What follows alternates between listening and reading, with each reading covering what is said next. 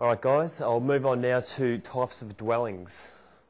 Alright, first home owners, they often ask, what's the best type of place to buy? Should I buy an apartment, a unit or a house? They're generally the three options that are available. I'll just comment quickly on each one. An apartment, generally you'll buy them more in the city. So the disadvantages would be that there's no land really attached to them. They're probably harder to sell.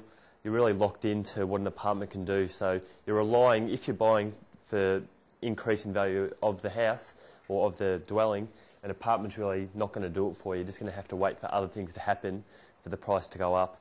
But if your lifestyle choice is to move in the city and move into an apartment, there's nothing wrong with buying one.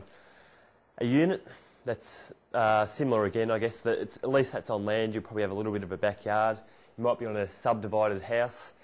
So a unit, it'll probably go up in value a similar amount to a house, but it's just on a smaller block of land, so you've probably just limited yourself as far as doing renovations, developing, whereas with a house you've got probably the best of all worlds. You've just got more options of what you can do in the future with that. So if a lot of people want to buy a house in the hope that not only they're going to live in their house, it's going to go up in value. So a house really gives the best options for, in case things change. How to research. Okay, first home buyers, you've got to start somewhere.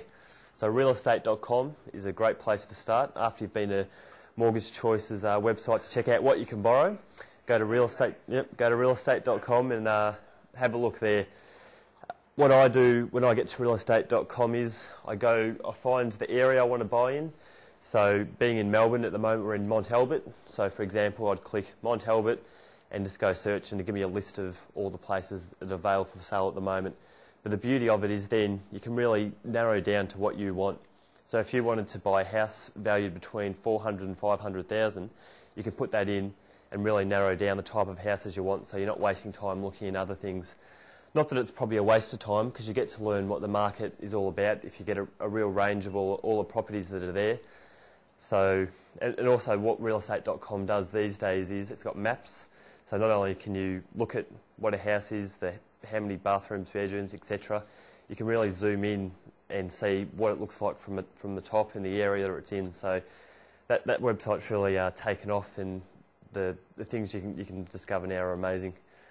RP data, if you're buying a house, I'm not sure if you've got access to those sort of numbers, but if you're buying a house and you want to know some of the data available, that's just one example of a company that you can buy probably for $30, $40, and you can buy the data of all the sales in the last year. Open inspections. So once you start looking for a house, I recommend spending a Saturday, day, morning, afternoon, whatever, just looking at open inspections. Even if you're not particularly interested in that house, you'll get a feel for what's out there, and it's really good practice. So you can just walk in and ask the agent a few questions and find out what the vendor wants or what this particular house, and they'll be able to give you a lot of inside information about similar sales in the area or whatever. So just going to open inspections is a really good place, even if you're not going to buy a house for 12 months, just to see how to do it and get a bit of experience. Auctions, similar type thing. Attend a few auctions. You'll see how they work, I'll speak about it a bit later on, but you'll see how the whole system works from an open inspection to people bidding against each other and then finally buying the house.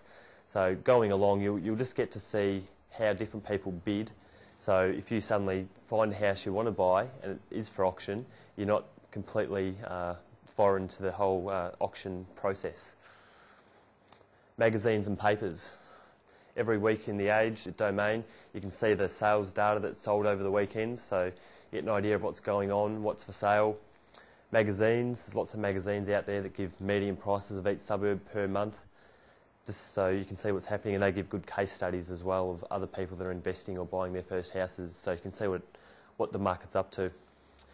So becoming an area specialist. Once you've worked out what you can borrow, where you want to buy, really become a specialist in the area that you want to buy in. So for example, Mont Albert I'll stick with.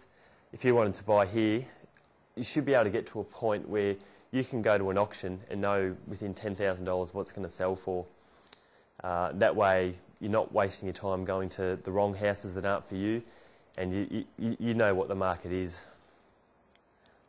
and ring the agents. Just ring up and tell them what you're after. To say, I'm a first home buyer, I'm looking for a 3-bedroom house, 1 bathroom and a small backyard. And they want to get the sales through, so they'll start ringing you or emailing you and just making your life easier. So why not use them?